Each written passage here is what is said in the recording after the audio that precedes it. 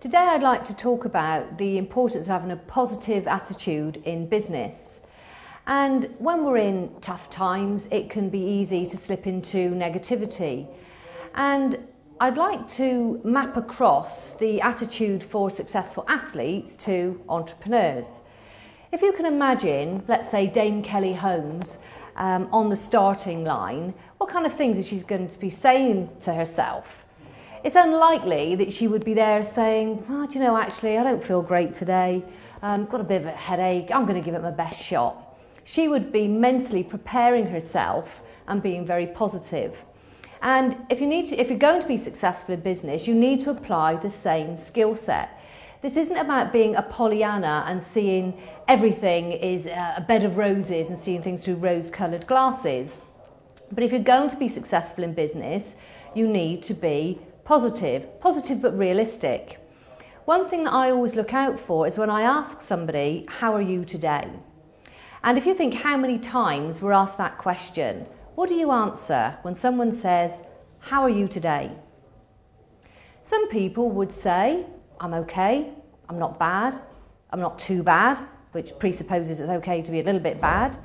Someone might say, hanging on in there, fair to middling. I'm not even sure what that means.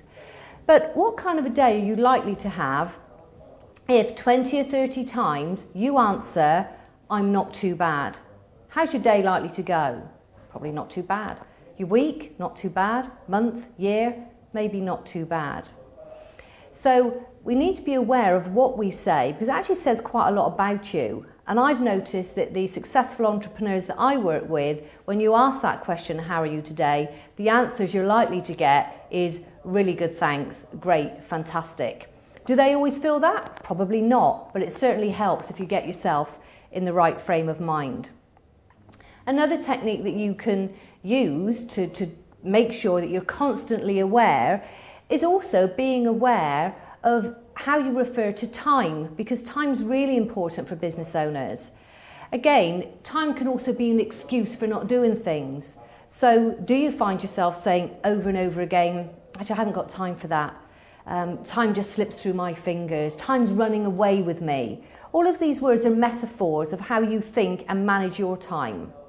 I always say things like, I can always squeeze out some more time. I'll make time, which makes me feel that I'm in control because it means that I can manufacture time.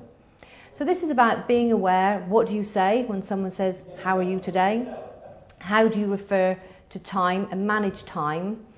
And also, when you're hit with a challenge, how do you actually look at that challenge? Do you look at it in terms of doom and gloom and then start to predict everything that could go wrong?